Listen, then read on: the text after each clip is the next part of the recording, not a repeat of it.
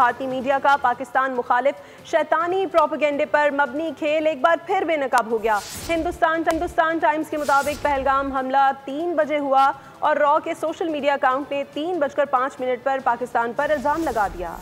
साफ पता चल रहा है सोचा समझा प्रोपेगेंडा किया जा रहा है। हिंदुस्तान टाइम्स के मुताबिक पहलगाम हमला 3 बजे हुआ। भारतीय खुफिया एजेंसी रॉ से जुड़े सोशल मीडिया अकाउंट्स ने 3:05 पर पाकिस्तान पर इल्जाम लगा दिया।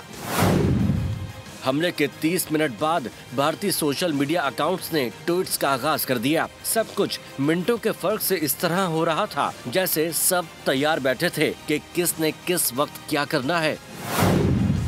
आधे घंटे से 1 घंटे के अंदर बीजेपी लीडरान ने ट्वीट्स कर दिए। 1 से 3 घंटे के अंदर अंदर जाली इंटेलिजेंस रिपोर्ट्स लीक की गईं और आरएसएस के अकाउंट्स की मास रीट्वीट शुरू हुई।